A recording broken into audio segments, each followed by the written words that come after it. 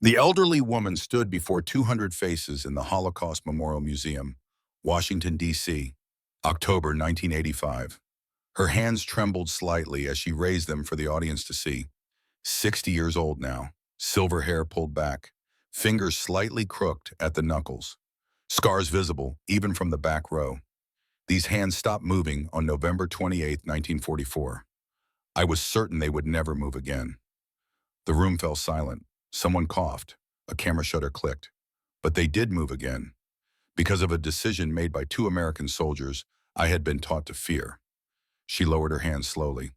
Behind her, projected on a screen 20 feet tall, a black and white photograph showed 15 women in tattered German uniforms standing in snow. Their faces were hollow. Their eyes were enormous. They looked like ghosts. To understand why I am here today, you must understand what happened that winter. You must go back with me to the coldest day I have ever known. Not the coldest in temperature, though it was cold enough, but the coldest in certainty. The day I learned that everything I believed was a lie. The lights dimmed. Another photograph appeared. A map of the German-French border. A small town circled in red. Saarbrücken, November 1944. The Western Front collapsing inward like a dying star. By the time autumn gave way to winter, everyone knew. The Reich was losing, not slowly, not gradually, catastrophically. American forces had pushed across France and Belgium after the Normandy landings in June. By September, they were at Germany's western border. By November, they were through it. Entire German units were retreating or surrendering or simply dissolving into the case of roads clogged with refugees and wreckage. Supply lines were broken. Communications had failed. Radio operators sent messages into silence and received only static in return. Scattered across this shrinking battlefield were thousands of German auxiliaries. Not soldiers in the traditional sense, clerks and radio operators and nurses and anti-aircraft assistants. Young women attached to Luftwaffe units or Reich Labor Service battalions. Many of them had never fired a weapon. Most had never expected to see combat. Helena Fischer was 19 years old, born in Dresden in 1925. Classical piano student at the conservatory before the war made such things seem frivolous. She had been conscripted into the Luftwaffe Signals Corps in early 1944, Nachrichtenhelferin, communications helper. Her job was to receive radio transmissions and decode them according to cipher books she was never allowed to take home. She was good at it, precise, methodical. The kind of mind that could hold complex patterns and recognize when something was wrong. The kind of hands that could operate telegraph keys for hours without cramping.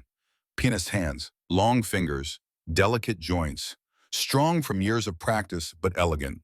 Beautiful hands. Her fiancé Werner had said so in every letter he sent from the Eastern Front. Helena carried those letters in a canvas bag slung across her shoulder. 12 letters. The most recent dated July 10, 1943, over 16 months old. She told herself he was simply too busy to write. That mail from the front was irregular, that he was alive somewhere thinking of her planning their future. She knew better. Deep down she knew. But hope is a stubborn thing. It survives even when reason dies. On November 26, 1944, Helena's signals unit received orders to evacuate eastward ahead of advancing American forces. They were stationed near Saarbrücken, a border town that had changed hands 3 times already. The front was fluid now, unpredictable. Maps were obsolete the moment they were printed. The evacuation was supposed to be organized. Trucks would arrive. The women would load equipment and personal belongings. They would drive east to a secondary position behind the lines and continue operations from there. The trucks never came. Instead, chaos. Officers shouting contradictory orders. Soldiers streaming past in retreat, many without weapons or helmets. Wounded men lying in doorways calling for medics who were already gone. Civilians pushing carts loaded with everything they owned. The roads were impassable. The sky was gray. Snow was beginning to fall. Helena's unit commander, a Luftwaffe lieutenant named Schneider, made a decision. They would move on foot. 15 women. They would take only what they could carry. They would avoid main roads and move through secondary routes toward the east. Once they reached friendly lines, they would report to the nearest Wehrmacht command post and await further orders. 15 women. Helena could name them all, even now, 41 years later. Could see their faces as clearly as if they stood before her. Anna Richter, 24 years old, from Hamburg. Dark hair pulled back severely, practical, skeptical. A clerk who had worked for an anti-aircraft battery keeping records of ammunition expenditure and target acquisition rates. Her father had been executed by the Gestapo in 1934 for communist organizing. Anna trusted no authority. Sophie Klein, 18 years old, from a farm in Bavaria. Reich Labor Service conscript. She had been digging ditches and hauling supplies for 6 months. Rosy-cheeked despite the hunger. Strong despite the exhaustion. Terrified despite trying to hide it. She carried rosary beads her mother had given her and whispered prayers constantly under her breath.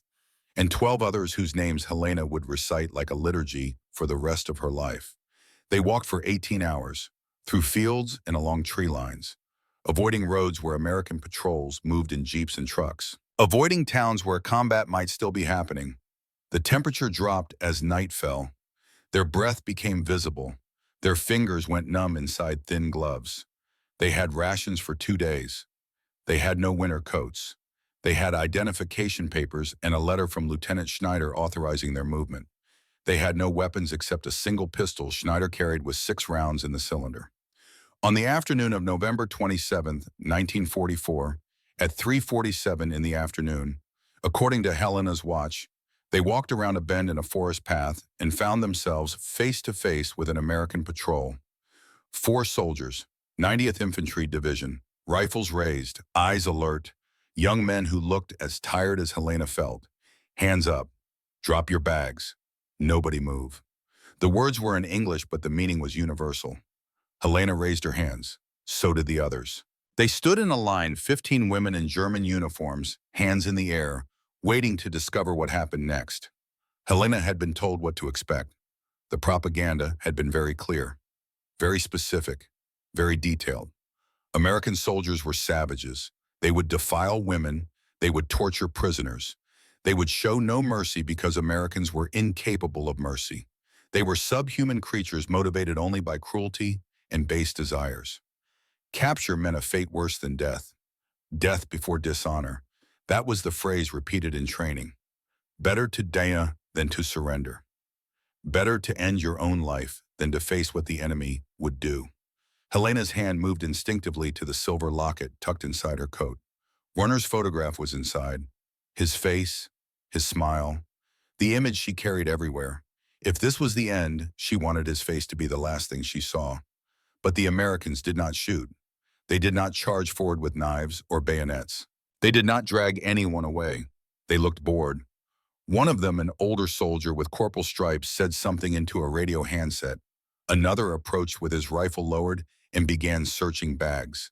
He pulled out identification papers, glanced at them, set them aside. Pulled out a diary, flipped through it without reading, put it back. Found a photograph and studied it for a moment before returning it carefully. No violence, no threats, no leering or grabbing or any of the things Helena had been taught to expect. Just procedure. Just tired men doing a job they had done many times before. The corporal spoke to them in slow, careful German with a heavy accent. You are prisoners of war. You will be processed according to the Geneva Convention. You will not be harmed if you cooperate. Do you understand? Helena understood, but she could not make the words make sense. Prisoners of war, Geneva Convention, will not be harmed. These were the monsters. These were the savages. These were the creatures who were supposed to be incapable of mercy, but they looked like boys, tired boys far from home who just wanted this war to be over. The walk to the American Processing Center took 2 hours. They were escorted by the 4 soldiers from the patrol, plus 2 more who joined them along the way. 6 guards for 15 unarmed women. Overkill. But the Americans were careful, methodical. They took no chances. The processing center was an improvised facility in Forbach, France, just across the border from Germany. An agricultural complex that had been requisitioned by the U.S. Army. A cluster of barns and sheds surrounded by hastily strung barbed wire. Guard towers at the corners. American flags snapping in the wind. It was not a formal prison camp. It was a temporary holding area. a place where prisoners could be registered and sorted before being transferred to permanent facilities farther from the front lines. The sign outside said Prisoner Reception Station 7. It looked like a farm. They arrived after dark, 8 o'clock in the evening. The temperature was 28 degrees Fahrenheit, below freezing, cold enough to make breath visible and fingers ache. Helena and the others were taken to a registration desk set up under an awning. A military police sergeant sat behind a folding table with a typewriter and a stack of index cards. He asked questions in German, translated by a French civilian who worked as an interpreter. Name, age, rank, unit, home address, next of kin. Helena answered mechanically. Fischer, Helena, 19, Nachrichtenhelferin, Luftwaffe Signals Battalion 12, Dresden, parents deceased. The sergeant typed each answer onto an index card. He did not look angry or cruel. He looked bored. He had processed hundreds of prisoners already today. Helena was just another card in the stack. Personal belongings. Empty your pockets. Helena placed the contents of her coat pockets onto the table. The silver locket, a handkerchief, 3 pfennig coins, a pencil stub, the bag of Werner's letters. The sergeant examined the locket, opened it, saw Werner's photograph inside, closed it gently and wrote on a separate form. 1 silver locket with photograph. Personal item. To be returned upon release. He did not mock it. He did not take it as a souvenir. He logged it carefully and placed it in an envelope with Helena's name written on the outside in neat handwriting. The letters were handled the same way. Counted, recorded, placed in the envelope. Helena watched them disappear and felt a piece of herself go with them. Werner's words, the only proof he had existed, the only connection to the life she used to have. After registration, the women were directed to a barn at the edge of the compound. It had been used for storing hay before the Americans arrived. Now it served as temporary housing for female prisoners until more permanent arrangements could be made. The barn was roughly 40 feet long and 20 feet wide. The walls were wood with gaps between the boards where wind could enter. The roof was intact but uninsulated. The floor was dirt covered with old straw that smelled of mildew and rot. There were no beds, no blankets, no heat. Wait here. Someone will bring supplies. The door closed. They were alone. 15 women stood in the darkness, too tired to speak, too cold to sit. The wind whistled through the gaps in the walls. Snow had begun to fall outside. They could see it through the cracks, white flakes drifting past in the dim light from the guard towers. Anna Richter was the first to move. She walked the perimeter of the barn, examining the walls and floor with a practical eye, testing the doors, looking for weak points, assessing their situation with the cold logic of someone who trusted nothing and no one. The doors are locked from outside. The walls have gaps, but nothing large enough to crawl through. There is one window too small to escape from. We are trapped. Sophie Klein sank to the ground, her back against the wall, and pulled out her rosary beads. She began to pray. Our Father who art in heaven, hallowed be thy name. Her voice was barely audible. Helena stood in the center of the barn, paralyzed by confusion. Everything she had been taught said this should be worse. She should be afraid for her life. She should be planning escape or suicide or both. Instead, she felt nothing but exhaustion. Bone-deep weariness that made thought difficult and movement painful. An hour later, an American soldier opened the door. He carried an armload of thin wool blankets, the kind issued to U.S. troops. He dropped them inside the door without entering. 15 blankets, 1 for each prisoner. He said nothing. He left. The women stared at the blankets. Anna picked one up, examined it suspiciously, sniffed it as if checking for poison. It was a blanket, thin, well used, but clean and dry.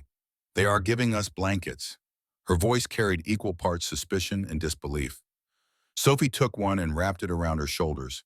Immediately her shivering lessened. It was not much, but it was something. Helena took hers last. She spread it on the straw and sat down, pulling the fabric tight around her body. The others arranged themselves in a rough circle, seeking shared warmth in the darkness. Do not trust this, Anna said. This is psychological warfare. They make us comfortable, so we lower our guard. Then they will interrogate us, torture us, make us give up information. What information? Helena asked. We operated radio equipment. We decoded messages we never understood. What could they possibly want from us? Anna had no answer. The hours crawled past. 10 o'clock, 11, midnight. The temperature continued to drop. 25 degrees, 22, 20. Helena tried to sleep but could not. The cold was pervasive. It crept through the blanket and through her coat and through every layer until it seemed to be inside her bones. Her feet were numb, her hands were numb, her face felt frozen. She reached into her coat pocket for the locket, forgetting for a moment that it was gone. Her hand found only empty fabric. Werner's face was in an envelope somewhere logged on a form reduced to an inventory item. The thought made her want to weep, but she was too cold even for tears. Beside her, Sophie prayed continuously. Hail Mary, full of grace, the Lord is with thee.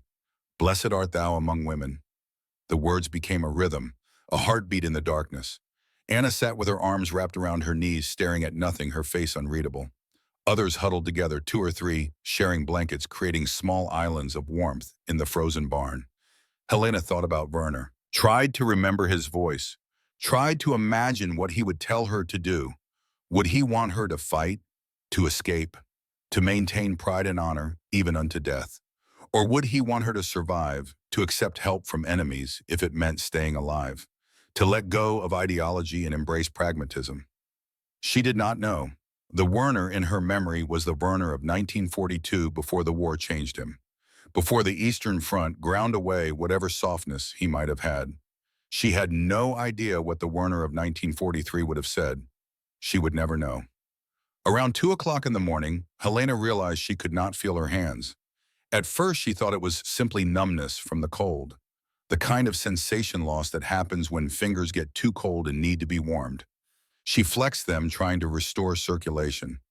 Nothing happened. She tried again, concentrated on moving her fingers, willed them to bend. Still nothing. She brought her hands close to her face, trying to see them in the darkness. They looked pale, waxy. The color was wrong. She touched one hand with the other and could barely feel the contact. Panic rose in her chest.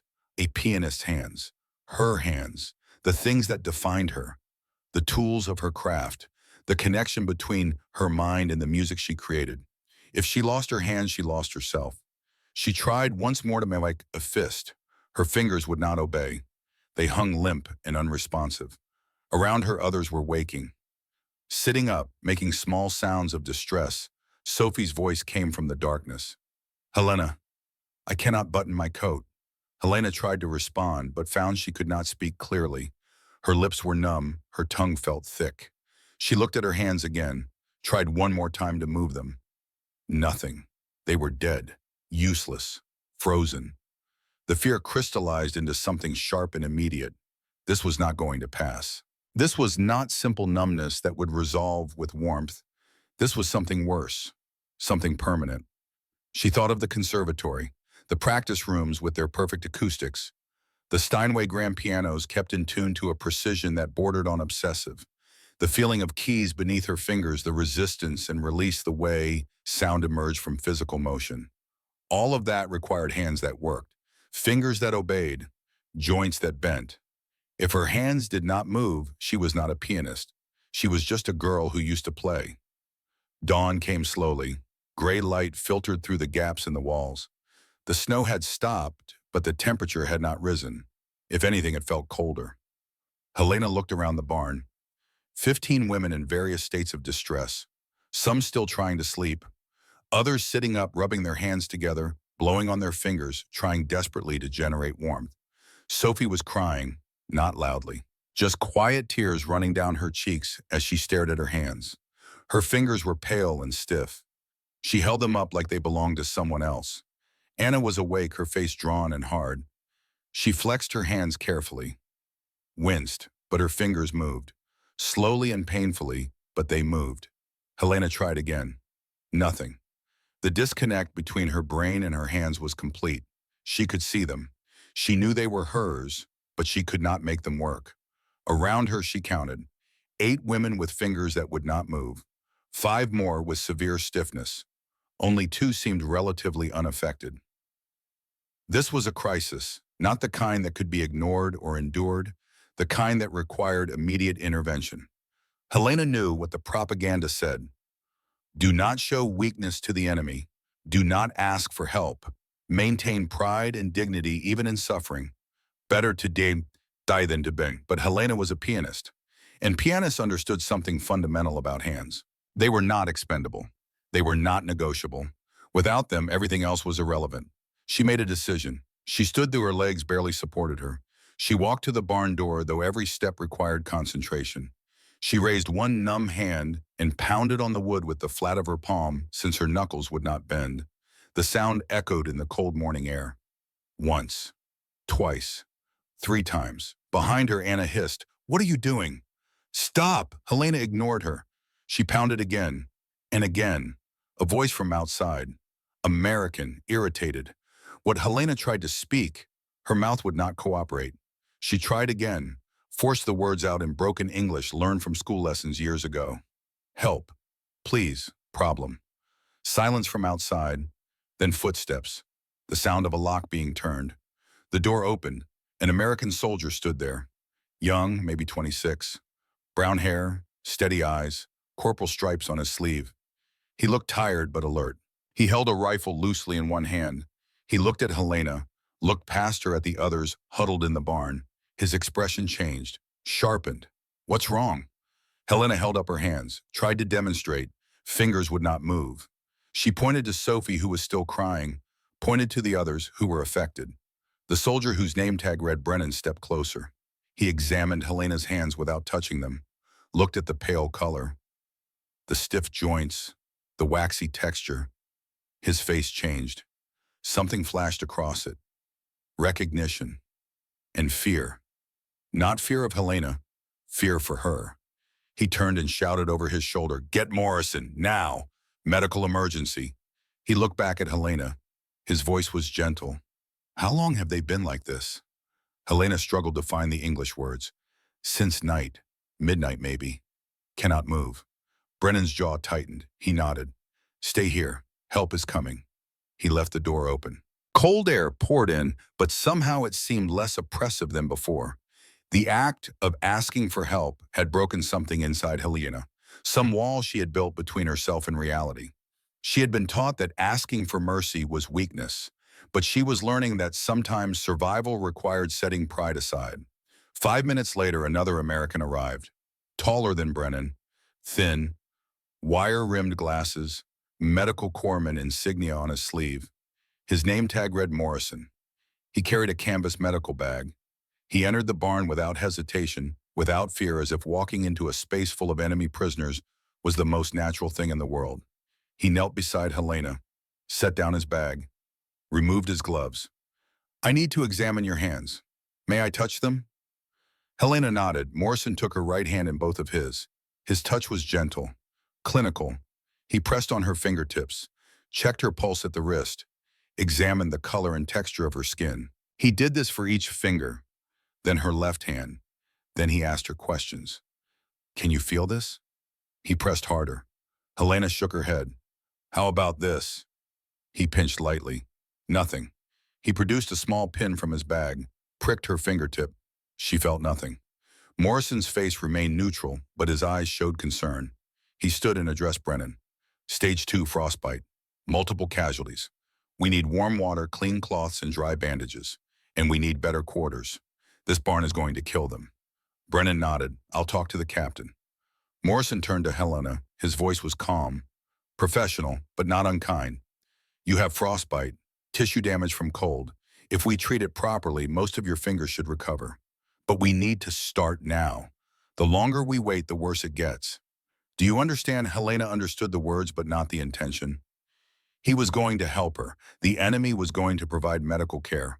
For free. Without conditions. Because it was the right thing to do. It made no sense. Nothing made sense. Morrison examined the other women. Sophie. 3 others with severe symptoms. 5 more with moderate damage. He made notes on a small pad. Spoke quietly to Brennan, who listened and nodded. Then Morrison did something Helena would remember for the rest of her life. He removed his gloves. Not the thin medical gloves he had been wearing. His actual gloves. Thick wool with leather palms. The kind that kept hands warm even in freezing weather. He held them out to Helena. Take these. Keep them on until we get you somewhere warmer. Helena stared at the gloves, at Morrison's bare hands now exposed to the cold, at the simple, impossible act of sacrifice. Why Morrison's expression softened slightly. A hint of something sown and distant crossed his face. My sister died of pneumonia when she was 12. We couldn't afford heat during the Depression. Her hands got cold, then her lungs. Then she was gone. I was 14. Couldn't do anything to save her. He pressed the gloves into Helena's numb fingers. I can save you, so I will. He stood, picked up his bag, spoke to all the women in halting German. Help is coming. Stay calm. You will be all right. Then he left with Brennan. The door closed but did not lock. Helena sat holding Morrison's gloves. They were still warm from his hands. The enemy's hands, the hands of someone who had just given up his own comfort to help a prisoner he would never see again. Around her, the other women stirred. Anna stared at the closed door with an expression of utter confusion. He gave you his gloves, yes. Why would he do that? Helena had no answer. She pulled the gloves on carefully. They were too large. Her fingers did not bend enough to fill them properly. But they were warm, possibly miraculously warm. Sophie stopped crying. She watched Helena with enormous eyes. Maybe they told us lies about Americans. Anna's voice was harsh. They are trying to manipulate us, to make us grateful, to make us cooperate. Sophie shook her head. Nobody manipulates by giving away their gloves in winter. The three women sat in silence. Around them, the others huddled and waited. The temperature in the barn remained brutally cold. But something had changed. Some certainty had cracked. They had been taught that the enemy was inhuman, that mercy did not exist, that surrender meant suffering. But monsters do not kneel in frozen barns to check the pulse of prisoners. Monsters do not sacrifice their own warmth to help people who were trying to kill them last week. Helena flexed her fingers inside Morrison's gloves. Still no movement. But the warmth was beginning to penetrate, and with it a tiny spark of something she had not felt in months. Hope. 30 minutes later, Brennan returned with 3 other soldiers. They carried supplies, blankets, thermoses of hot water, clean cloths, bandages.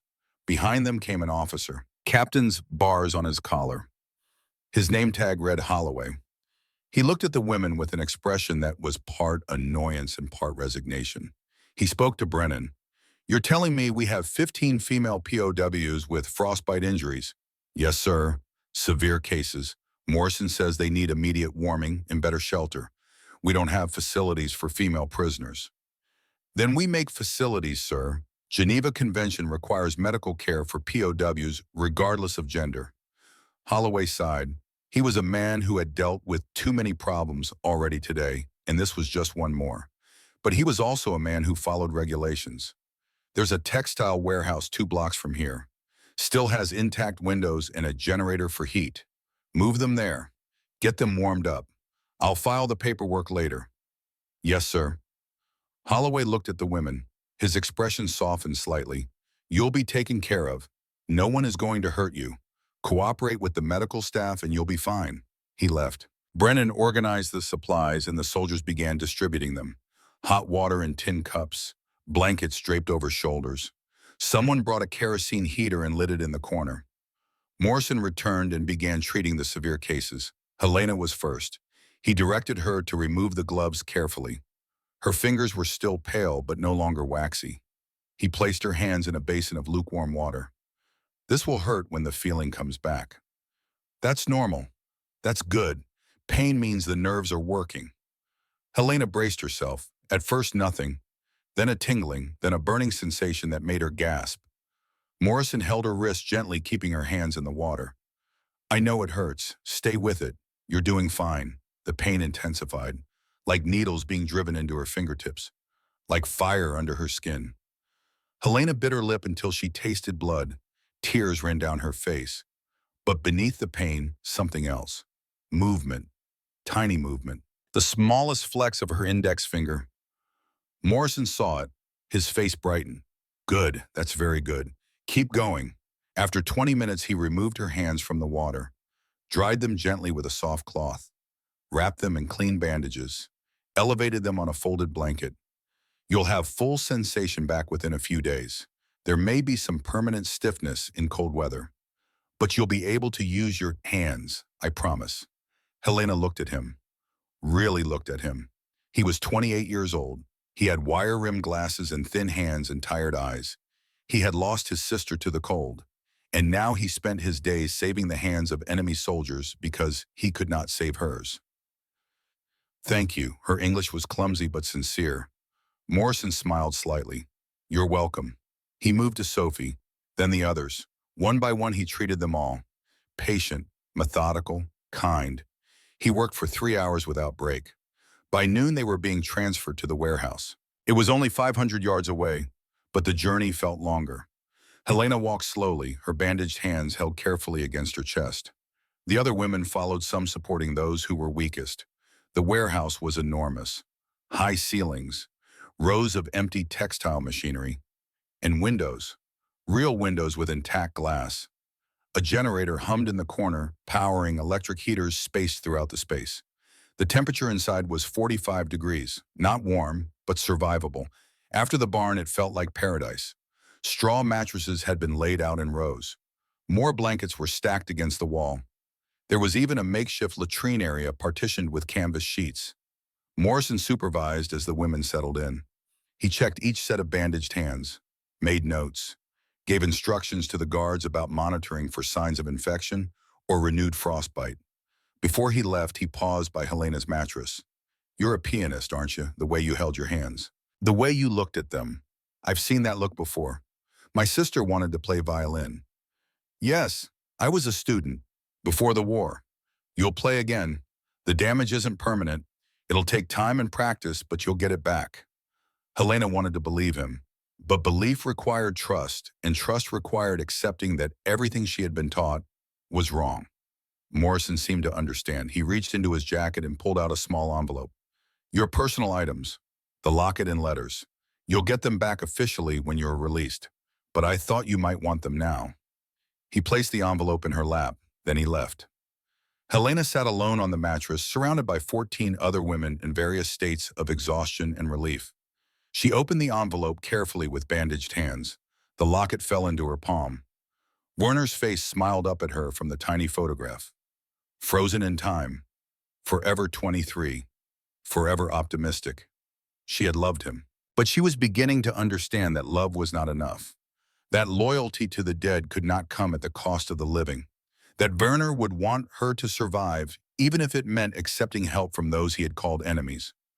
Around her, the warehouse slowly warmed. Women were removing outer layers, lying down on mattresses, sleeping for the first time in days. Sophie still prayed, but her voice had changed. The panic was gone. Now there was only gratitude. Anna sat against the wall, watching the Americans come and go. Her face was unreadable, but her hands were no longer clenched in fists. She was learning the same lesson Helena was learning. That mercy existed even in war. That enemies could be human. That sometimes the only way to survive was to accept help from those you did not understand. Helena closed her eyes, felt the warmth beginning to seep into her bones, felt sensations slowly returning to her fingers, felt the terrible weight of propaganda beginning to lift. She had been taught that Americans were monsters. But monsters do not give away their gloves in winter. Monsters do not spend 3 hours treating the frostbite of enemy prisoners. Monsters do not risk their careers to move 15 women to a warmer building. She did not know what this meant, did not know how to reconcile it with everything she believed. But she knew one thing with absolute certainty. She was alive, her hands were alive, and she owed that to the enemy. Everything else would have to wait. The transfer to Reims came 8 days later, December 4th, 1944. The frostbite had receded but not disappeared. Helena could move her fingers now slowly and with stiffness, but the cold had left its mark. Her hands ached in the mornings. The joints felt wrong. When she tried to flex them, the way she used to, the way a pianist must, they refused to bend completely. Morrison had warned her, you'll have full function back eventually, but it takes time. The tissue needs to heal. Don't push it. She tried to be patient. But patience was hard when your entire identity was bound up in 10 fingers that no longer obeyed perfectly. The truck convoy left Forbach at dawn, 15 women and 6 guards. The journey was supposed to take 3 hours. It took nearly 5 because the roads were choked with the military traffic moving east toward the front and refugees moving west away from it. Helena sat in the back of a canvas-covered truck, watching the landscape pass through the gap in the tailgate. France in winter, gray sky, bare trees, fields turned to mud, villages reduced to rubble, burned-out tanks sitting in ditches like monuments to futility. This was what victory looked like, she thought. This was the glorious Reich that propaganda had promised. Destruction, refugees, defeat. Beside her, Sophie clutched her rosary and prayed silently. Anna sat with her arms crossed, her face hard and closed. The others dozed or stared at nothing. They arrived at the Reims POW processing facility just after noon.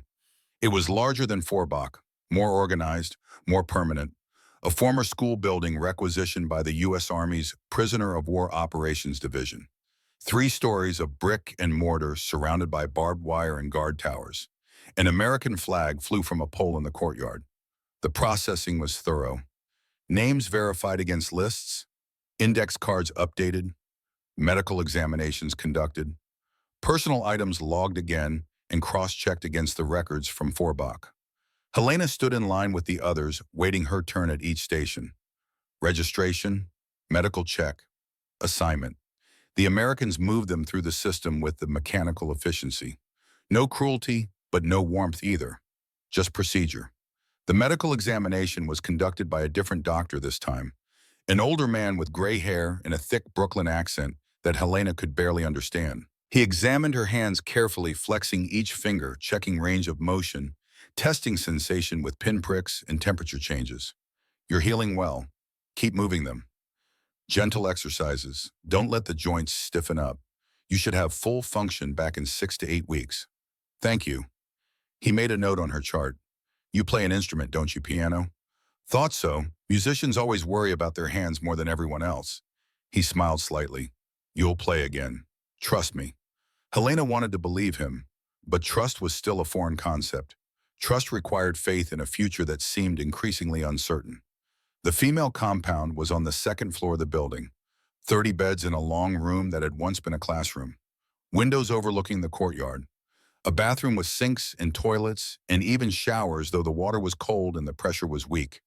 It was luxury compared to the barn at Forbach. The routine began immediately. Wake at 6, breakfast at 7, work duty from 8 to noon, lunch at 12, free time until dinner at 6, lights out at 10. Work duty meant cleaning, washing floors, doing laundry, sorting donated clothing, light tasks that did not require heavy lifting or complex manual dexterity. Helena was assigned to laundry duty, folding clean sheets and pillowcases. It was mindless work, but it kept her hands moving, kept the joints from stiffening. The food was simple but adequate. Oatmeal in the morning, soup and bread at lunch, stew and bread at dinner. Nothing elaborate, nothing German, but it was hot and it filled the stomach, and that was more than they had eaten in months. On the 3rd day at Reims, December 7th, letters arrived. Not for everyone, just for those whose families could be located through Red Cross channels. Helena was not expecting anything. Her parents were dead, killed in the Dresden bombing she did not yet know about. She had no siblings. Werner was gone. There was no one left to write to her, but the guard called her name anyway. Fisher Helena, you have mail. She approached the distribution desk in confusion. A canvas mail sack sat on the table. The guard reached inside and pulled out a thick envelope wrapped in twine. Red Cross markings on the outside. Her name written in faded ink. It was heavy. She carried it back to her bunk and sat down staring at it. The return address was Werner's unit designation. Eastern Front. The postmark was October 1944, but the letters inside were older, much older. She untied the twine with trembling hands. 12 letters spilled out. Werner's handwriting, she recognized it immediately. The careful, precise script he had learned in gymnasium. The way he crossed his sevens with a line through the middle. She arranged them by date. The earliest was from March 1943. The most recent was dated July 10, 1943. Over 16 months old. They had been forwarded through military mail channels delayed by combat and chaos and the slow collapse of German logistics. Now they arrived all at once, a packet of ghosts. Helena opened the first letter. Werner's voice came through clearly. Cheerful, optimistic, full of plans for after the war. We'll get married in Dresden. You'll have your debut at the Staatskapelle. I'll be in the front row, the proudest man in the city. We'll have a small apartment near the conservatory. You can practice while I study engineering. It will be perfect. She read each letter in order, watched his optimism slowly fade as the months passed. March, April, May, June, July. The tone changed. The descriptions of the Eastern Front became darker, more honest. He stopped talking about victory and started talking about survival. The final letter was dated July 10th, 1943. It was shorter than the others, more urgent. My dearest Helena, we are preparing for a major operation near Kursk. It should begin any day now. They say it will be the decisive battle of the war. I hope they are right. I hope this is the beginning of the end, one way or another. I am tired, Helena. So tired. But I think of you and it gives me strength. If I survive this, I will come home. If I do not, please know that I loved you with everything I had. You were the best part of my life. Play beautifully. Live well. Remember me. With all my love, Werner. Helena read the last line 3 times. Remember me. As if he knew. As if he understood that Kursk would be his end. The Battle of Kursk had been the largest tank battle in history. July and August 1943. The Wehrmacht's last major offensive on the Eastern Front. And it had failed. Catastrophically. Werner's unit had been in the thick of it. The final letter was dated 5 days into the battle. No letters after July 10th meant only one thing. He had died there. Burned alive in a tank, or shot by a sniper, or blown apart by artillery. It did not matter how. What mattered was that he had been dead for 17 months while she still carried his photograph and wrote him letters in her mind and planned a future that would never exist. She sat on her bunk holding the letters and felt something crack open inside her chest. Not a clean break, a slow fracture. Grief mixed with relief, mixed with guilt for feeling relieved. Werner was dead. She was free. Free to stop hoping. Free to stop waiting. Free to accept that the past was gone and only the present remained. But the present was a POW camp in occupied France, and her parents were dead, and her city was destroyed, and she had nothing left except hands that barely worked in a future that was completely blank. She stopped eating. Not consciously, not as a decision. She simply could not bring herself to care about food when everything else felt so pointless. Sophie noticed first, then Anna. They tried to coerce her, tried to shame her, tried to bribe her with extra rations. Nothing worked. On the 4th day, Morrison appeared. He was making rounds checking on the medical cases from Forbach. He noticed immediately that Helena had lost weight. You need to eat. What, because starving yourself won't bring him back? Helena looked up sharply. How do you know about him? Morrison sat down on the bunk across from hers. His wire-rimmed glasses caught the light from the window. I saw the photograph in your locket. I'm not blind, and I've seen that look before. The look of someone who lost everything and doesn't know how to keep going. He was quiet for a moment. Then he continued. My brother died at Normandy, June 6th. He was a medic like me. Got hit by shrapnel while treating wounded soldiers on Omaha Beach. Died doing his job. I got the telegram 3 weeks later. For a while I thought, what's the point? He was the good one, the brave one. Why am I still here? Helena said nothing, but she was listening. You know what I realized? He died. I didn't. I don't get to choose that. But I do get to choose what I do with the time I have. I can waste it feeling guilty for surviving. Or I can live for both of us. Make his death mean something by making my life count. He stood up. Your fiancé, what was his name? Werner. Werner would want you to survive, Helena. He didn't write those letters so you could starve yourself in a prison camp. He wrote them because he wanted you to live. So live. Eat. Heal. Play piano again. Make his sacrifice worth something. Morrison left. Helena sat holding Werner's letters. She read the last one again. Play beautifully. Live well. Remember me. That night she ate dinner. Stew and bread. It tasted like nothing, but she forced it down. One bite, then another, then the whole bowl. Sophie squeezed her hand. Good, that's good. Anna said nothing, but her expression softened slightly. Helena slept that night without nightmares, and in the morning she woke with a strange new feeling. Not happiness, not hope exactly, but something close to acceptance. Werner was gone. She was alive, and she had to figure out what that meant. December 16th, 1944, the day everything changed again. The Battle of the Bulge began before dawn, a massive German offensive in the Ardennes, Hitler's last desperate gamble to split the Allied lines and recapture the initiative. It was bold, it was ambitious, it was doomed to fail. But in the short term, it created chaos. American forces were caught off guard. Supply lines were disrupted. Reserves were rushed to the front. And POW camps, which had been low-priority operations, suddenly became even lower priority. The effects on Rains were immediate. Heating fuel was rationed. The generator ran only 4 hours a day instead of 24. Food portions shrank. Medical supplies were delayed because transport trucks were needed at the front. Guard presence was reduced as soldiers were redeployed to combat units. The temperature inside the compound dropped. Not to the levels of the Forbach barn, but enough to be dangerous. 45 degrees became 40, then 35. Breath became visible even indoors. Windows frosted over. Water in the bathroom sinks froze overnight. Helena felt the cold in her hands first. The stiffness returned. The ache became sharp pain. The fingers that had been slowly healing suddenly felt fragile again. She tried her exercises, flexing and extending, but the cold made it difficult. Around her, the other women suffered similarly. Sophie's fingers, which had lost 3 tips to frostbite, became hypersensitive to temperature. She wrapped them in scraps of cloth and tried not to cry. Anna's hands had recovered fully, but now she watched them, obsessively terrified the damage would return. The compound became a test of will. 15 women trying to stay warm with inadequate blankets and minimal heat. They organized themselves. Anna took charge, creating a rotation system where women slept in shifts near the few functioning radiators. Sophie led prayers every evening, her voice strong despite the cold. Our Father who art in heaven, give us this day our daily bread. Deliver us from evil. Helena found herself becoming part of the group in a way she had not been before.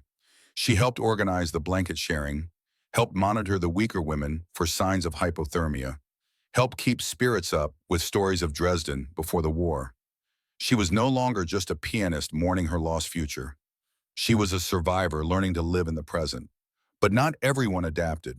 Some of the women became bitter, resentful, angry at their captors for the cold and the hunger and the uncertainty. One woman in particular, Greta Hoffman, 26 years old from Munich, became increasingly vocal about her hatred for the Americans. They are starving us deliberately. They are freezing us. They want us to die so they don't have to deal with us. Anna tried to reason with her. They are dealing with a major offensive. Resources are scarce. They are doing what they can. They are the enemy. They owe us nothing. We should not be grateful for scraps. Helena stayed out of these arguments. But she could not help noticing the difference between Greta's ideology and her own evolving understanding. Greta saw only enemies. Helena was beginning to see people, flawed people, overwhelmed people, but people nonetheless. The tension came to a head on December 22nd. The guards were changing shifts, a process that normally took 15 minutes, but was now taking longer because of reduced staffing. There was a window of perhaps 20 minutes when the compound was less closely monitored than usual. Greta saw her chance. She slipped out through a side door that had a broken lock. She was gone before anyone noticed. Sophie discovered her absence during evening count. She told Anna. Anna told the guards. An immediate search began. 2 hours later, they found Greta 2 miles from the camp, collapsed in a drainage ditch. She had been caught in freezing rain. Her clothes were soaked through. Her core temperature had dropped to dangerous levels. Both hands were severely frostbitten. Much worse than anything Helena had experienced at Forbach. They brought her back to the compound. Morrison was called. He worked for 3 hours trying to save her hands, but the damage was too extensive. 3 fingers on her right hand had to be amputated, 2 on her left. The tissue was already dead.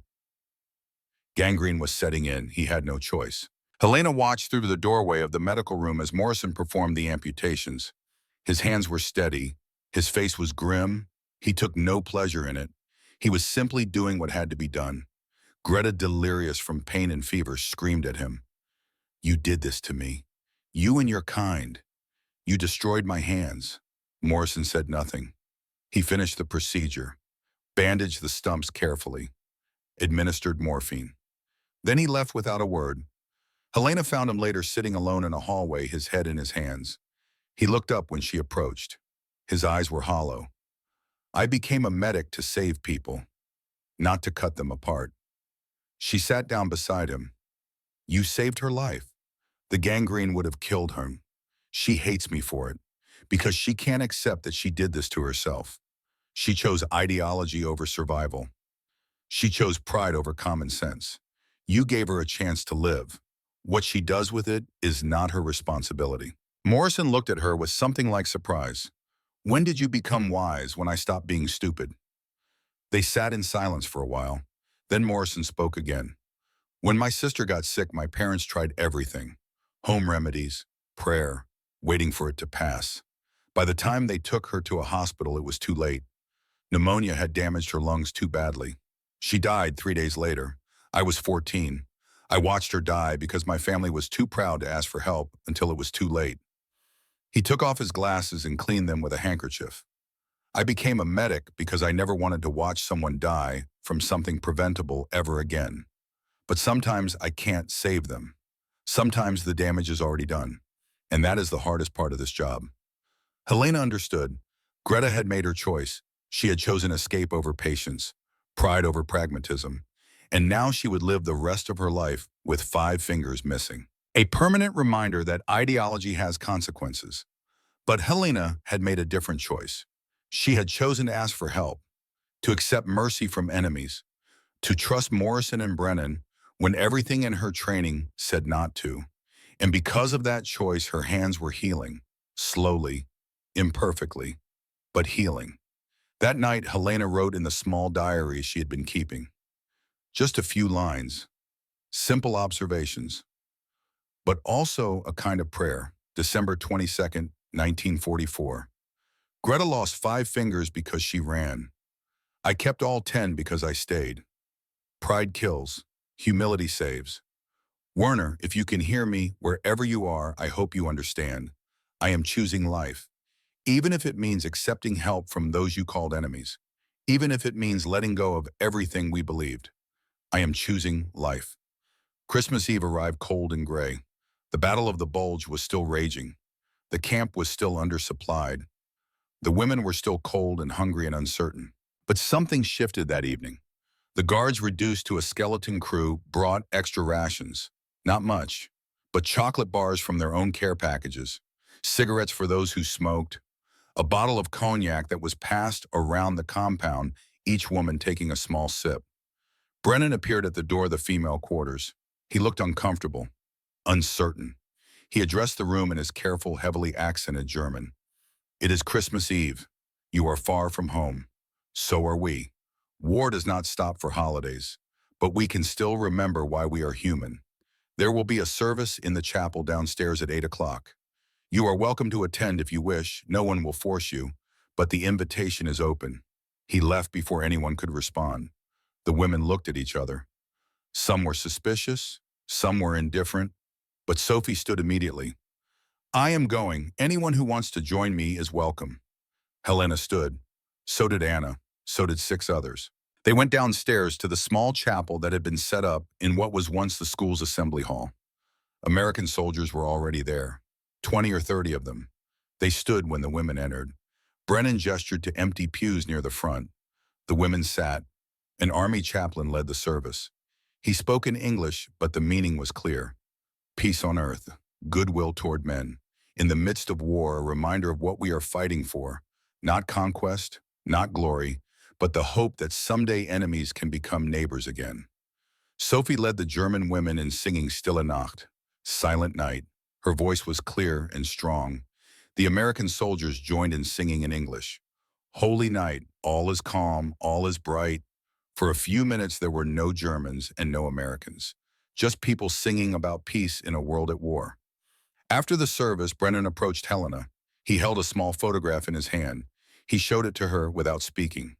A young girl, maybe 12 years old. Dark hair and braids, a bright smile.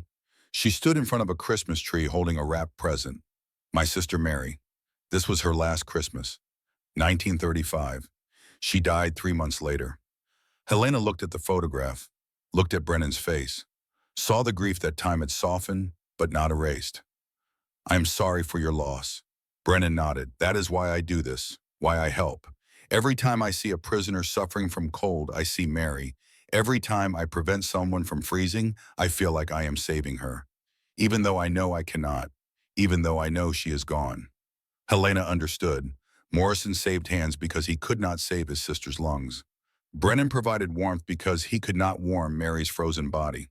They were both trying to redeem the past by changing the present. And Helena was the beneficiary of their unresolved grief. She held up her hands, still scarred, still stiff, but functional, getting better every day. Thank you. For my hands, for my life. Brennan looked away. Just doing my job. No, you are doing more than your job. You are choosing mercy when you could choose indifference. That is not protocol. That is humanity. They stood in silence for a moment. Then Brennan spoke again. When this war is over, what will you do? I do not know. My city is destroyed. My family is gone. My fiancé is dead. I have nothing to go back to. You have your hands.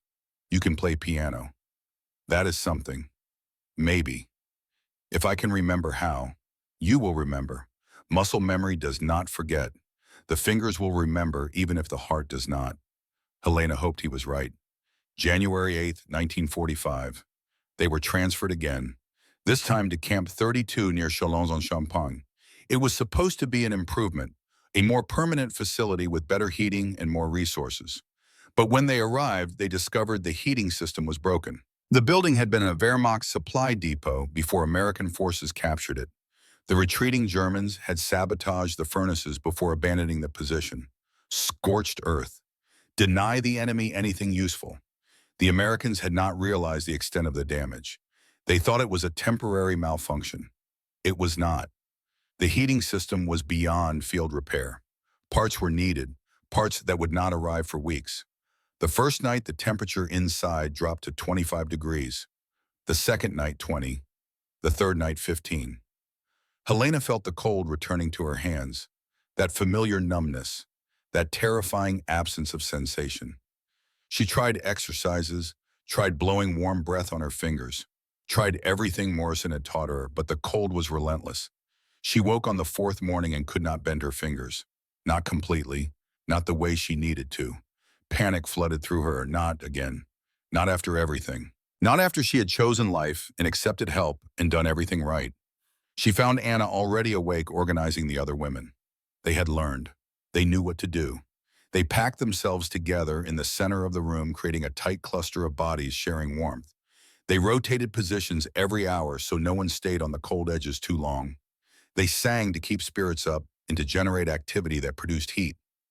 But it was not enough. The cold was too intense. The building was too poorly insulated. They were losing ground. Helena knew they had to ask for help again. But this time it felt different. This time it felt like failure. They had already been saved once. How many times could you ask for mercy before it became dependence, before it became weakness? Anna made the decision. She walked to the door and pounded on it until a guard came. She spoke clearly in her improving English. We need help. The cold is too much. We cannot survive this. The guard, a young private who looked barely 18, seemed uncertain.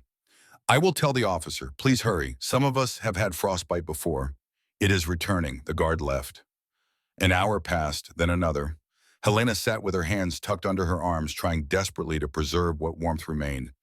Around her, 14 other women did the same. Waiting, hoping, praying.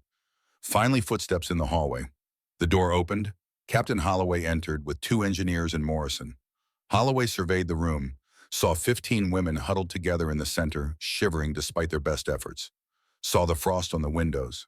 Saw the desperate situation. He turned to the engineers. Can you fix the heating system? Not without parts, sir. The Germans destroyed it thoroughly. We need replacement components that won't arrive for at least 2 weeks. Then we improvise. Portable heaters, extra generators, insulation materials, blankets, whatever it takes. No one dies of cold in my camp. Is that clear? Yes, sir. Morrison was already moving through the room, checking hands. He reached Helena and examined her fingers carefully. His face was tight with concern.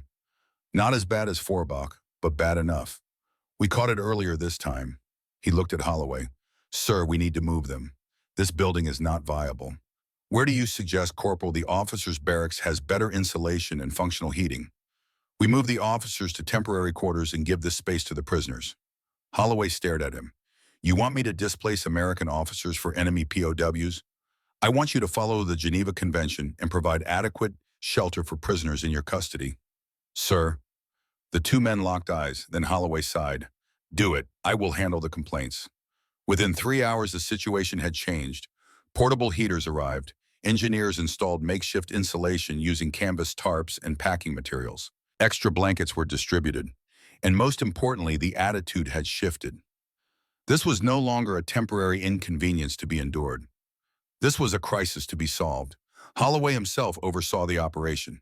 He moved through the building, checking progress, demanding updates, pushing his men to work faster. He spoke to the prisoners directly through a translator.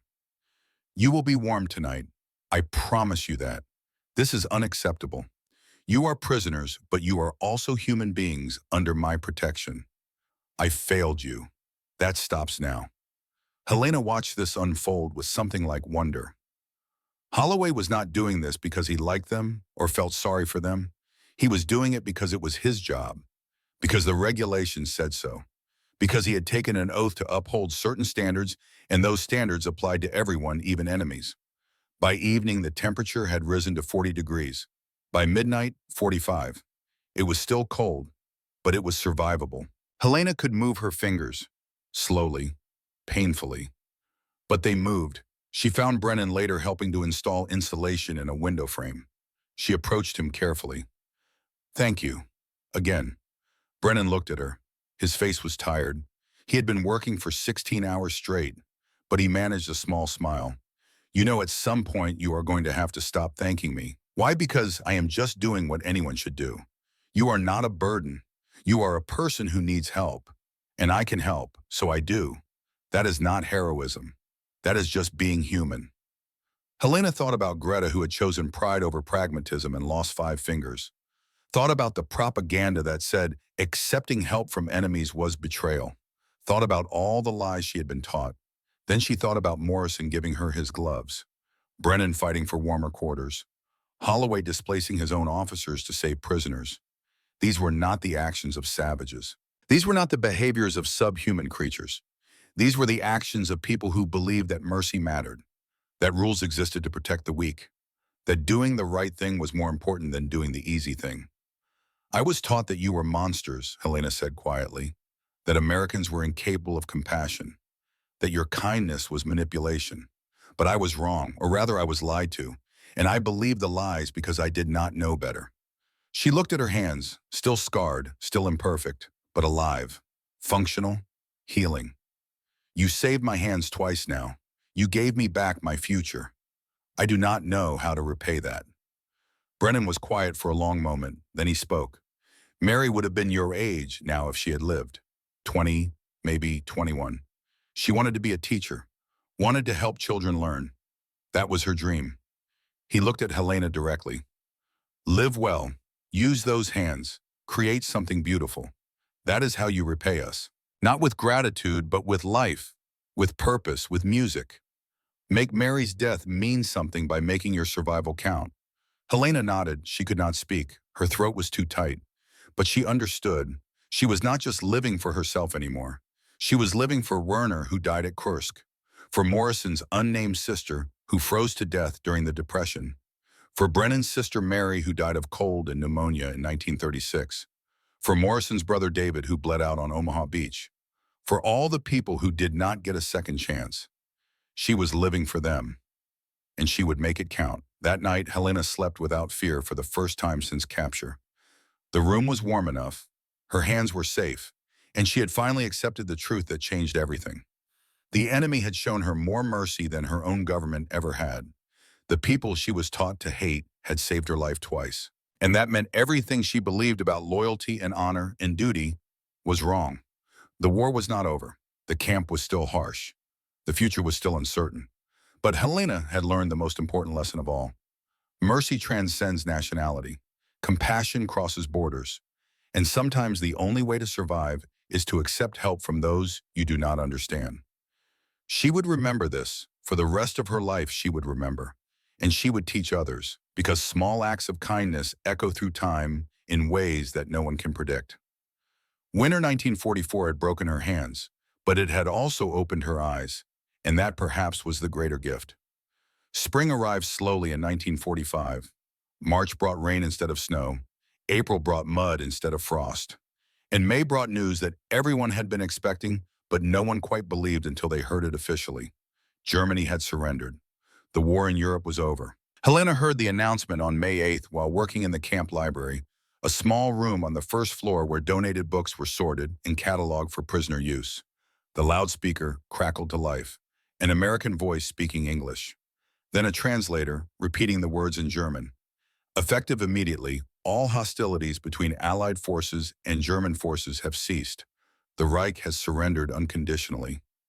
The war is over. Helena set down the book she was holding, looked at her hands, flexed the fingers slowly. They moved now, not perfectly. There was still stiffness in cold weather, still occasional pain in the joints. But they worked. She could grip, she could type, she could play simple pieces on the piano they had found in the chapel. She had survived, against all odds, against all probability. She had made it to the end. But the end of what the war was over, but her life was still uncertain. She was still a prisoner, still stateless, still without family or home or future. Around her, other prisoners reacted differently. Some wept with relief. Some celebrated quietly. Some sat in stunned silence, unable to process the magnitude of what had just happened. Anna appeared in the doorway. Her face was unreadable. So, it is finished. Yes. What happens to us now, I do not know. What happened was repatriation, the process of returning prisoners to their home countries. It began immediately. Announcements were posted, registration forms were distributed, prisoners were interviewed to determine their origins and verify their identities. The Americans were efficient. They had processed thousands of prisoners already. They knew the procedures. They had the logistics worked out. Within 2 weeks, transfers would begin. But repatriation presented problems. Germany was no longer a unified country. It was divided into occupation zones controlled by the 4 Allied powers: American, British, French, Soviet. Where you were sent depended on where you were from. Helena was from Dresden, Soviet zone. The thought made her stomach clench with anxiety. She had heard stories about what the Soviets did to German civilians, especially women. The propaganda might have lied about Americans, but it had been telling the truth about the Russians. Anna was from Hamburg, British zone. She would be safe, relatively speaking. Sophie was from Bavaria, American zone. She would be fine. But Helena would be sent east, into the hands of an occupying force that had even less reason to show mercy than the Americans. Her hands trembled as she filled out the repatriation form. Destination Dresden, Soviet occupation zone. Morrison found her later that day. He had been making final rounds checking on medical cases before transfers began. He noticed her distress immediately. "What is wrong? I am being sent to the Soviet zone." "Dresden." Morrison was quiet for a moment. His face showed concern. "I cannot change that. The zones are determined by international agreement." "I know, but I can give you something." He reached into his jacket and pulled out a small envelope.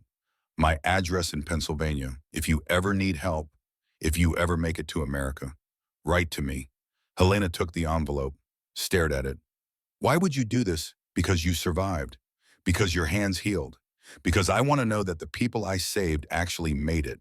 That it mattered. It mattered. Then prove it. Live well. Play piano. Build a life. And if you ever need help, ask. I learned something from you, Helena. I learned that asking for help is not weakness. It is wisdom." He left before she could respond. Helena held the envelope carefully. An address in Pennsylvania. A lifeline to a future she could not yet imagine. She tucked it into her coat pocket next to Werner's last letter. The transfer came on May 15th. Helena and 5 other women bound for the Soviet zone were loaded into a truck convoy. The journey would take several days, multiple checkpoints, multiple inspections, multiple opportunities for things to go wrong. Anna and Sophie came to say goodbye. Anna, who had been so suspicious at first, embraced Helena tightly. Survive. That is an order. I will try. Do not try. Do it. You made it this far. Do not waste it. Sophie pressed something into Helena's hand. Her rosary beads, the ones her mother had given her, for protection, for luck, for remembering that miracles happen even in war. I cannot take this. Yes, you can. I do not need them anymore. I have seen enough miracles to believe without beads. But you are going somewhere dark. You will need them more than I do. Helena clutched the beads, felt the smooth wood between her fingers, nodded because she could not speak.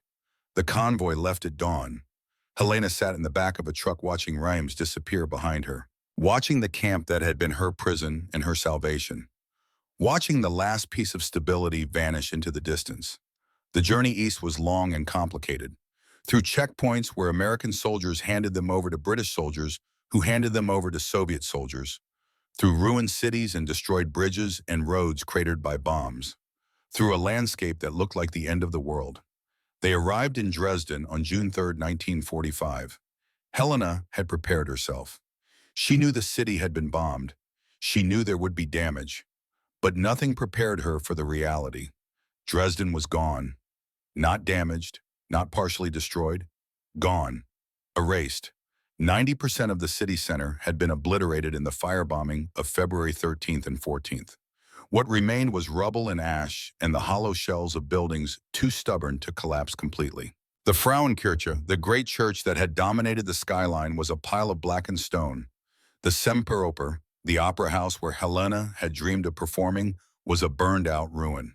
The conservatory where she had studied was simply not there anymore, just an empty space where a building used to be.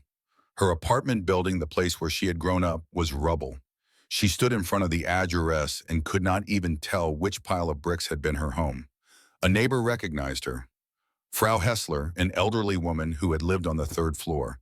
She was living in a refugee center now, a converted school gymnasium filled with cots and displaced people. Helena, you are alive.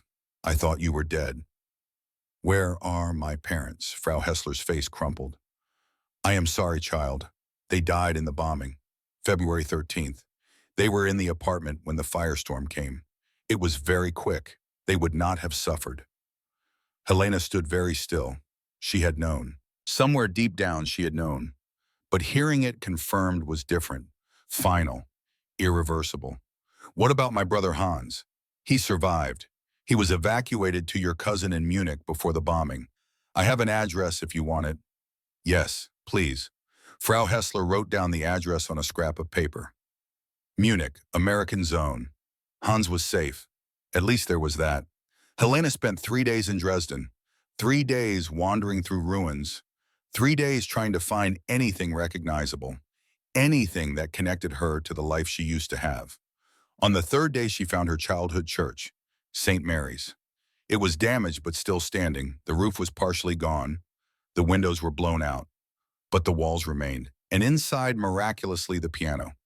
It was an old upright, not a Steinway, not a concert instrument, but it had survived. Covered in dust and plaster, but intact. Helena sat down at the bench, placed her fingers on the keys. They felt foreign, wrong. She had not played in over a year. Her hands had changed. The stiffness was still there. The scars were permanent. She tried to play. Pressed down on middle C. The note sounded slightly out of tune but recognizable. She tried a scale. C major. Her fingers stumbled. Missed notes. Could not stretch to the octaves the way they used to. Frustration flooded through her. Rage at the war. Rage at the cold. Rage at everything that had been taken from her. She wanted to slam the keys, to break the piano the way everything else had been broken. But then she remembered. Morrison's words. Brennan's words. Your hands will remember even if your heart does not. She started again. Slower this time. Simpler. Not a complex piece. Just a melody. Brahms' Lullaby. The first piece her mother had taught her when she was 6 years old. Her fingers found the notes. Slowly, haltingly, with mistakes.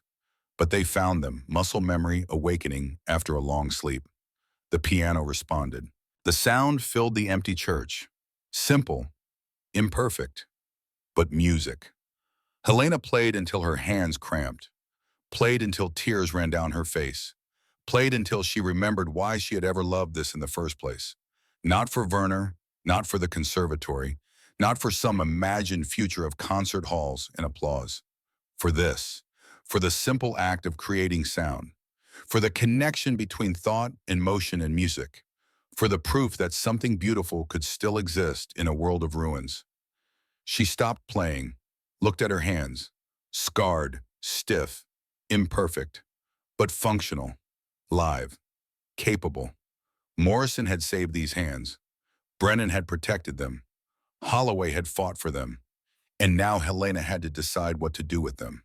She could stay in Dresden, try to rebuild in the Soviet zone, live under occupation, scratch out an existence in the ruins, or she could leave, go to Munich, find her brother, start over in the American zone, where at least she knew the occupiers were capable of mercy.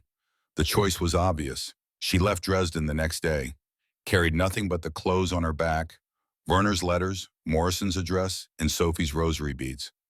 Everything else was gone, but everything else had been weighing her down anyway. The journey to Munich took 2 weeks, hitchhiking on military trucks, walking when no rides were available, sleeping in displaced persons camps, eating at Red Cross stations, moving west towards something resembling a future. She arrived in Munich in late June, found her cousin's address, a small apartment in a neighborhood that had been spared the worst of the bombing. Her brother Hans answered the door, 14 years old now, taller than she remembered. He stared at her for a moment, then burst into tears. "Helena, I thought you were dead. I almost was, several times, but I am here now." They held each other in the doorway, two orphans, the only family either of them had left. Helena stayed in Munich, found work as a piano teacher. There was demand. Families wanted their children to learn music again, to reclaim some piece of normalcy, to believe that culture could survive war. She taught in the apartment, started with 5 students, then 10, then 20. Her hands were not strong enough for concert performance. The stiffness prevented the kind of virtuosity required for Rachmaninoff or Liszt, but they were strong enough to teach, strong enough to guide young fingers through scales and arpeggios and simple pieces. She was good at it, patient, encouraging. She understood what it meant to struggle, to have your hands fail you, to work through pain and frustration towards small victories. Her students loved her. Their parents recommended her to friends. Within a year, she had a waiting list. In 1947, she met Richard Strauss, not the composer, a dentist with the same unfortunate name. He was kind, practical, a widower with no children who wanted companionship more than passion. They married in 1948. It was not the grand romance she had imagined with Werner, but it was solid, safe, real. They immigrated to America in 1952. Richard had family in Philadelphia, distant cousins who had fled Germany in the 1930s. They sponsored the paperwork, helped them settle. Richard opened a dental practice. Helena started teaching piano again. By 1955, she had 40 students. By 1960, she was one of the most sought-after piano teachers in Philadelphia. By 1970, she had taught over 200 students. She had 2 daughters. She named them Marie and Sophie, after Anna Richter, whose middle name was Marie and Sophie Klein, the women who had survived with her, the women who had taught her that strength comes from accepting help. She stayed in touch with Anna and Sophie, letters back and forth across the Atlantic.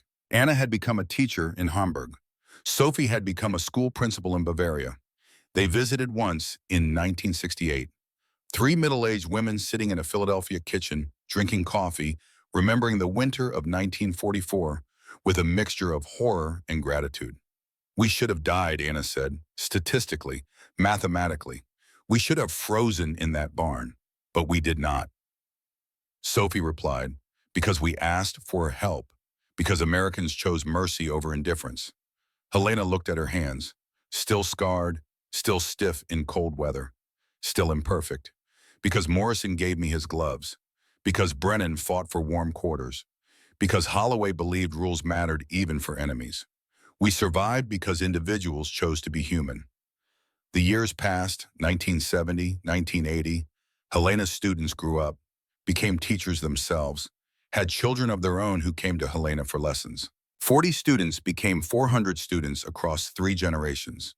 Each one learned piano.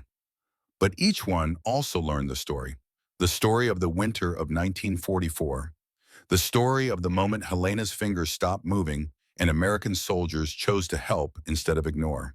Some students asked questions. Why did they help you? You were the enemy. Helena always gave the same answer. Because mercy is stronger than hate, because compassion crosses borders, because they saw people in pain and responded with humanity. That is what separates civilization from barbarism. Not weapons, not ideology, but the choice to help when help is needed. In October 1985, Helena received an invitation. The United States Holocaust Memorial Museum was opening in Washington, D.C. There would be a special ceremony honoring acts of mercy during wartime. Helena's story had been documented by historians in the 1970s as part of an oral history project. Now they wanted her to speak. She almost declined. She was 60 years old. She was not a public speaker. She was just a piano teacher from Philadelphia. But her daughter Marie convinced her. Mom, this is important. People need to hear this. They need to know that mercy existed even in the darkest times. So Helena went to Washington, prepared a short speech, stood before 200 people, and told her story. The elderly woman stood before 200 faces in the Holocaust Memorial Museum, Washington, D.C., October 1985. She raised her hands for the audience to see, scarred, slightly crooked, but alive. These hands stopped moving on November 28, 1944. I was certain they would never move again. But they did. Because of decisions made by American soldiers I had been taught to fear. She told them everything. The barn at Forbach, the frostbite, Morrison's gloves, Brennan's advocacy, Holloway's orders, the warehouse, the Christmas service, Camp 32, the crisis that almost killed them again, the engineers installing insulation, the slow journey from prisoner to teacher to American citizen. When she finished, the audience stood. Applause filled the room, but Helena was not looking at the crowd. She was looking at 2 men sitting in the front row. She had not known they would be there, had not been told. But there they were. William Morrison, 69 years old now, retired doctor, silver hair, the same wire-rimmed glasses, the same gentle expression. Thomas Brennan, 67 years old, former city councilman from Detroit, gray hair, steady eyes, the same quiet strength. The ceremony ended. People filtered out. Helena descended from the podium on shaking legs. Morrison stood first, then Brennan. They met in the aisle. For a moment, no one spoke. 41 years had passed. They were different people now. Older, changed by time, but the connection remained. Morrison broke the silence. I kept your gloves. The ones I gave you. You left them at Reims when you were transferred. I have carried them with me ever since. He pulled them from his jacket pocket. Worn leather, faded wool, 41 years old. He held them out. Helena took them, felt the weight of memory.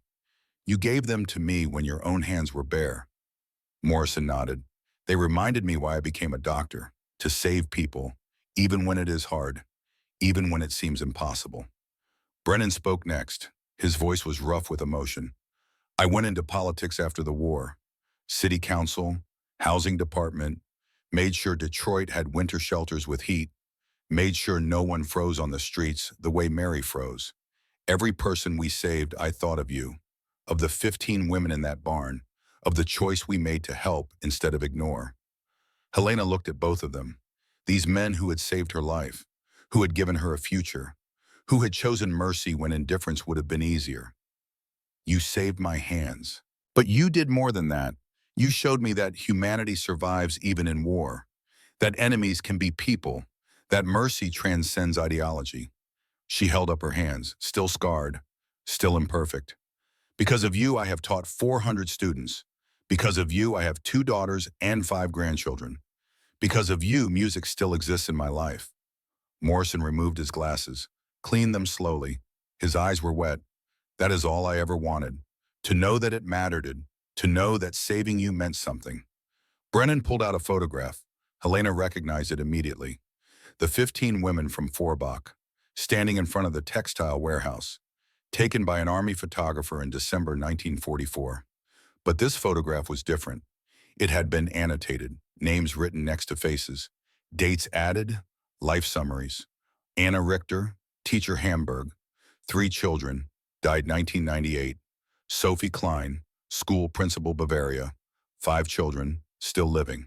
And 12 others, each one with a story, each one with a life that continued past 1945.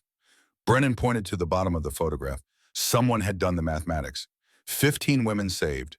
Combined descendants as of 1985, 47 children, 89 grandchildren. Total 136 people who exist because we chose mercy. Helena stared at the number. 136 lives, all branching out from one decision. One moment when Morrison gave her his gloves. One moment when Brennan argued for warmer quarters. One moment when Holloway chose to follow regulations that protected the weak. 136 reasons why mercy matters. The 3 of them sat in the museum's cafe, drank coffee, talked for hours, shared stories, filled in the gaps, learned what had happened to each other in the 41 years since Forbach. Morrison had become a surgeon, specialized in cold weather injuries, developed new treatment protocols, saved thousands of hands. Everyone made him think of Helena. Brennan had fought for housing rights, winter shelter programs, heat assistance for low-income families. Every person he helped was Mary. Every life saved was redemption. Helena had taught piano, raised daughters, became an American citizen, lived the life Werner had wanted for her, played beautifully, lived well, remembered. As the sun set over Washington, they stood to leave. Morrison handed Helena a business card. If you ever need anything, if your hands ever trouble you, call me. I owe you that much. You owe me nothing. You saved my life. No, you saved mine. You showed me that what I do matters. That is worth more than you can imagine. They parted with promises to stay in touch, promises they would keep. Helena returned to Philadelphia, returned to teaching. But something had changed. The story was no longer just hers. It was documented, recorded, shared. In 1994, a historian named Sarah Mitchell published a book about female POWs. Helena's story was a full chapter. The book won awards, generated interest, led to a documentary. In 1997, a monument was erected at the site of the Forbach textile warehouse. It showed 2 figures, one kneeling to examine another's hands. No uniforms, no flags, just 2 people, one helping, one being helped. The inscription read, "In the midst of war mercy, November 1944. 15 women survived because compassion transcended conflict." Helena attended the dedication. She was 72 years old. Anna was there. Sophie was there. 6 other survivors, and dozens of children and grandchildren and great-grandchildren. Morrison came. Brennan came. They stood together, 3 elderly people who had been young once in a war that seemed like another lifetime. A local French official spoke. American military representatives spoke. German diplomats spoke. Everyone talked about the importance of mercy, the necessity of compassion, the power of small acts. But Helena knew the truth was simpler than that. Morrison had given her his gloves because his unnamed sister died of cold. Brennan had fought for heat because Mary froze. Holloway had followed regulations because he believed rules existed to protect people, not to punish them. They were not saints. They were people who had lost things and were trying to prevent others from losing the same things. That was all. That was everything. Helena died in 2006, 81 years old, peacefully in her sleep, surrounded by family. Her funeral was held in Philadelphia. 200 people attended, students, colleagues, friends, family. Anna had died in 2001. Sophie was there, 80 years old, still, sharp, still strong. Morrison had died in 2003, but his daughter attended carrying her father's worn leather gloves. Brennan had died in 1998. His son came bringing the annotated photograph. Helena's daughter Marie spoke at the service. She told the story her mother had told hundreds of times. The barn, the frostbite, the gloves, the mercy. Then she said something new, something Helena had written in a letter shortly before her death. My mother wrote this 6 months ago. She asked me to read it at her funeral. It says, I have lived a good life, not the life I planned, not the life I expected, but a good life. I have taught music. I have raised children. I have been loved and have loved in return. All of this exists because two American soldiers chose mercy over indifference, because Morrison gave me his gloves, because Brennan fought for warmth, because Holloway believed rules mattered. I was the enemy, but they saw me as human. That made all the difference. Tell them thank you. Tell them it mattered. Tell them their mercy echoed through time and created something beautiful. The funeral ended. People filed past the casket. Inside, Helena's hands were folded peacefully, scarred, slightly crooked, but the hands that had taught 400 students, the hands that had played 10,000 songs, the hands that had been saved by mercy. Sophie placed something on the casket, Morrison's gloves. The daughter had given them to her with instructions to bury them with Helena. They had completed their journey, from an unnamed sister who died of cold, through William Morrison, who could not save her, to Helena Fisher, who was saved instead, to 400 students, to 5 grandchildren, to 136 descendants of the Forbach women, 1 pair of gloves, 1 act of mercy, 1 choice to help instead of ignore. And from that choice, a tree of life had grown, branches spreading across decades and continents and generations, roots deep in the cold earth of Forbach, flowers blooming in Philadelphia and Hamburg, in Bavaria, in Detroit, in Washington, D.C. The last person to leave the funeral was Sophie, 80 years old, still carrying her mother's rosary beads. She paused at the casket, placed 1 hand on the wood. We made it, Helena. All 15 of us made it to the end of the war. And 47 children came after us, and 89 grandchildren, and more great-grandchildren than anyone can count. All because we asked for help, and all because they said yes. She smiled through tears. You were right. Mercy echoes forever. Outside, the Philadelphia sun was setting. Inside Helena's piano studio, 3 students were practicing.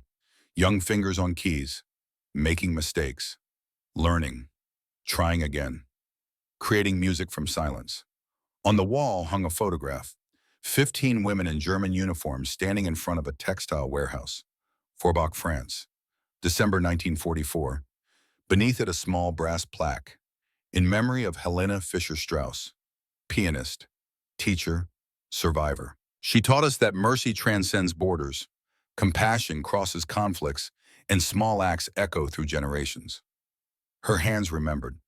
So will we. The music continued. Simple melodies becoming complex pieces, mistakes becoming mastery, students becoming teachers.